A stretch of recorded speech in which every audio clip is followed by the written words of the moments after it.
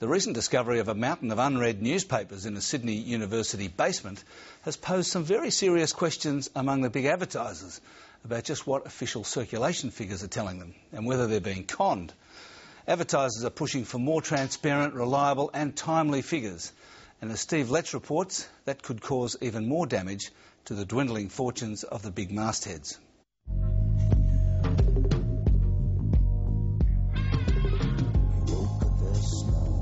In the advertising game, the eyes and to an extent ears have it. If you don't have the eyes scanning your pitch, you don't get the money. And if you don't get the money, you're in serious trouble. And that's precisely the predicament newspapers find themselves in. Globally, readership has been in serious decline for years, and as circulation shrinks, so has print's share of the advertising dollar. Worldwide, papers now take 24% of the advertising budgets. In the US, it's down to about 18%. Australia has held up better with about a third of the pot. It's a serious trend that we're delayed in having in Australia, partly because possibly we've been overstating readerships. We might have been overstating the genuine purchasing of newspapers to begin with. And so we're still, to some extent, conning the advertisers in Australia in newspaper advertising. Veteran media analyst Roger Coleman has just finished a detailed look at Fairfax, and long-term, he says, the news is bad. There's this general depreciation of the value of the cover price of newspapers, and it obviously reflects the fact that the readers aren't paying attention to the newspapers as much as they did. That flows on into advertising in due course. I am Tim Burrows from Umbrella at Sydney University, the Wentworth building, where somebody suggested that we should have a look at the newspaper distribution policy. One media play that's garnered the fully focused attention of at least the media and advertising sector is the online industry newsletter Mumbrella, which 2 weeks ago investigated a stash of newspapers in a Sydney University basement. So give or take, there's about 12,000 newspapers here, of which I would say about 80% the Sydney Morning Herald just from this week. The piles in question are largely made up of uncollected copies earmarked for the Herald's tertiary card subscription program, a heavily discounted offering of a year's reading and home delivery for just $25. When questions start to be raised about whether every edition that seems to be a paid-for edition is reaching a real person or not, then that puts into question the whole relationship between advertiser and newspaper, and in turn that puts into question how journalism can be funded. Fairfax Media's only comment was a brief statement that it is normal practice that deliveries of the Sydney Morning Herald to universities are reduced significantly during semester recess. This did not happen in this instance, and as a result, we are now examining our internal processes. Certainly it's an explanation that deserves to be heard. It wasn't a coincidence that I was standing there looking at those newspapers. Obviously I was acting on information that had been given to me. That information wasn't specific to the break from term. 2 weeks later, the students are back, and the unloved and unread piles are too. This time it's a random check at Melbourne University in the late afternoon. It means that people are asking questions, which, is never a positive thing. Simon Davis is the head of print at OMD, one of the big three advertising agencies, and says the Mumbrella discovery highlights the need for greater transparency in circulation figures. Accountability is one of the key things that we're looking for from all the media that we use.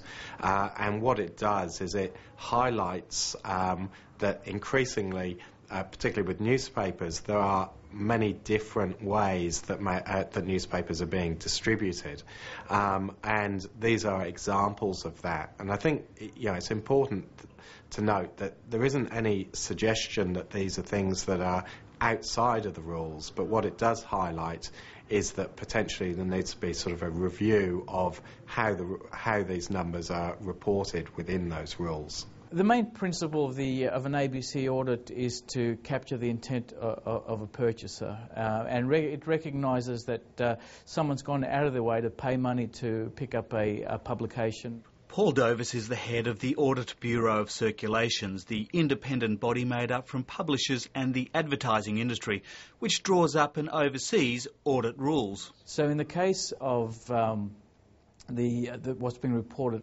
lately, we're still have an ongoing investigation into some of the allegations, but our understanding of the practice, which has been in place for many years now, is that students are offered a subscription, a certain value. From that perspective, it qualifies as a sale.